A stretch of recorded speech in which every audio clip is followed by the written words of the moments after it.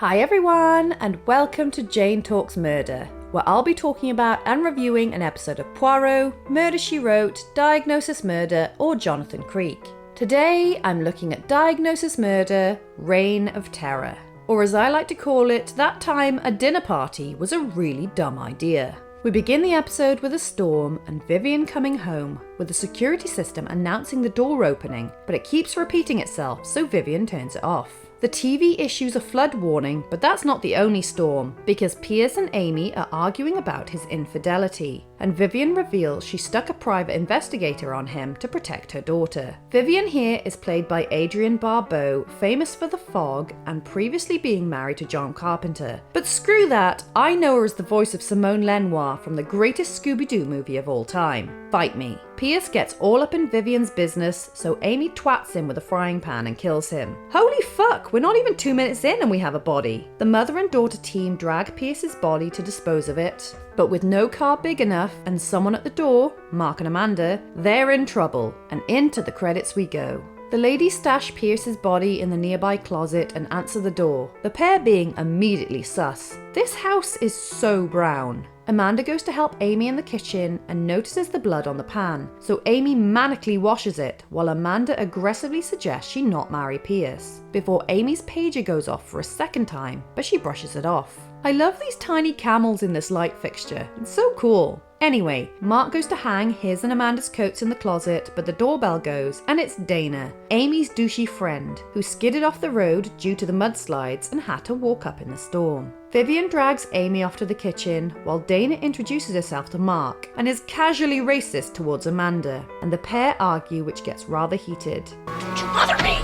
We have a dead man in the closet in a house full of guests! The TV emphasises how bad the storm is, so I wonder why anyone decides to come to this dinner party in the first place. The power goes out and Amy says the circuit breaker is in the closet. Wait, the closet? But they say it's moved and the lights come back on as Ellen comes home. Hey, it's Olivia from Buffy! And Mark takes her coat to the closet. Wait, where's the body? This expression. Vivian and Amy rush upstairs and they discuss if they really killed Pierce or not, with Amy revealing the last page she received was from him, so he must be alive somewhere. Amanda and Ellen bond in the kitchen, but Pierce's hat is no longer in the trash when the doorbell goes again, and Ellen warns it's Amy's Uncle David, who is rather gropey. Oh joy. Amy is very hostile, so Mark comforts her. Seriously, stop being gropey, you weirdo! And then the security system goes off, warning a balcony door is open.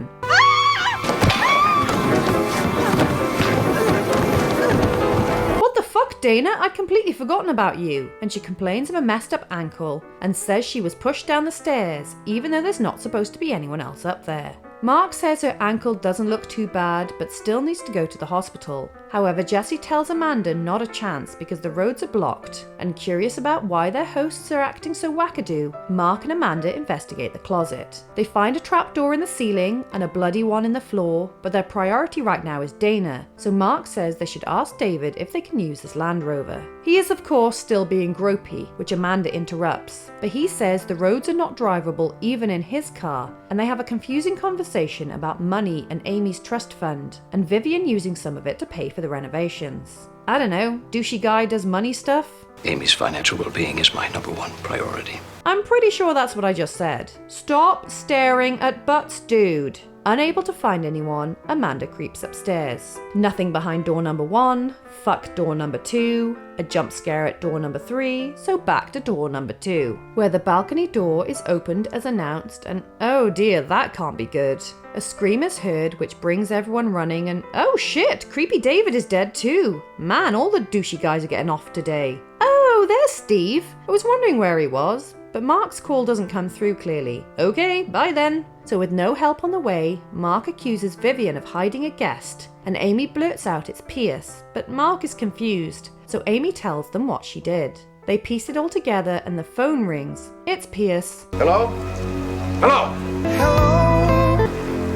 and Steve goes to see Jesse, concerned about Mark, and Jesse agrees to go with him to investigate. They intend to try and get Dana to the hospital, but Ellen says everyone's tires have been slashed except for David's. Jesus, Steve, easy on the steering wheel, you're on a straight road. I was so distracted by this that I almost missed him mentioning that Pierce murdered someone when he was a teenager. While Amanda searches for David's keys and Amy rushes off like a mad woman, but Amanda decides to stop at the bottom of the stairs to look annoyed before going after her, giving her a plot necessary head start. The power goes out again, freaking Ellen out, and she goes with Mark to find the others. Oh fuck, run Amanda! The road is blocked, unsurprisingly, so Steve and Jesse are going to have to walk up. Hey, promise me one thing. We run into any deep puddles, I can ride on your shoulders? Come on. While Dana and Vivian argue over whose fault this is, and Mark reports that Ellen has gone missing. Dana says they need to get the power on, so they all leave her, and Mark suggests they turn the security system back on so they know which doors are opened when. They creep upstairs to find Amy injured, and with a warning of the front door open, Vivian is struck with a hammer and killed. They regroup, and Mark and Amanda go to close the front door so they'll know if Pierce comes back, but fuck! It's jumpscare Steve, Jesse and Ellen, who went for help. Dana screams, and when they check on her, Amy says Pierce was at the window, and Dana tried to run, further messing up her ankle. And after clearing the ground floor, Steve plans to go upstairs to get the power on. Amanda goes with him because, well, he has a gun, and they get the power on, revealing a ladder that wasn't there before. So Steve investigates, and with an electric shock, Pierce comes crashing out of the attic. They find the murder hammer, but Mark says it's too convenient and thinks someone else is the killer. But Amy was with them, and Dana was immobilized when Vivian was murdered, but Mark calls bullshit. Jesse, Amanda and Steve leave to get help for Dana, and Mark rushes in saying David's body has gone missing, before the security system warns of an intruder and the power goes out again. The girls panic as a spooky figure comes down the stairs, and Amy blurts out that Dana killed David, but of course, it's just Steve.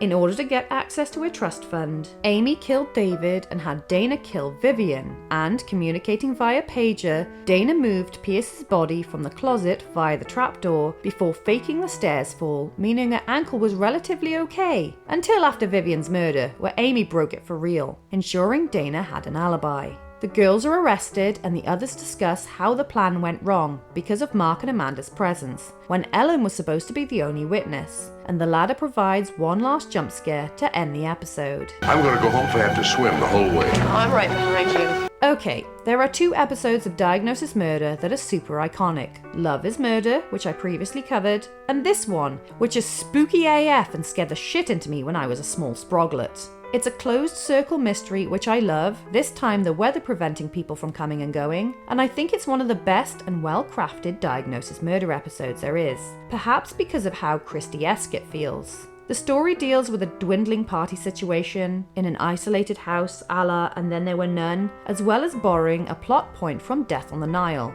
Dana, of course, faking a leg injury only to later inflict one on herself as an alibi, just like Simon Doyle did. It's such a suspenseful episode with a high body count for these types of shows, and the security system adds a whole new level of terror as they can hear the killer going through the house, and there was something about the top floor being under renovations that made things extra creepy. Less than 2 minutes in, we have a murder, and I love that despite the major clonk to the noggin, it's still believable that Pierce could be up and killing everyone, even though it's kind of unbelievable seeing as he got whacked pretty fucking hard, especially if you haven't seen the aforementioned twist in Death on the Nile. There are hardly any characters, and half of them wind up dead, but it's still a compelling mystery, which proves my point that you don't need a shit ton of characters or convoluted plot threads that go nowhere, like the longer Poirot episodes you get, and to be honest, some of the regular length Murder, She Wrote ones. Amanda's sass levels were on point, especially when it came to David. Vivian's facial expressions deserve a video of their own. Mark was very brave and proactive considering he's an older gentleman up against a murderer, and they managed to work Steve and Jesse in, even though they weren't included in the main house plot. My one doubt about this episode, however, is they paint Dana as this tough girl, but I still doubt she would be able to hoist the dead weight of Pierce up into the attic by herself, when it took 2 people to drag him to the closet in the first place. But still, a fantastic episode that everyone should watch alone on a dark and stormy night.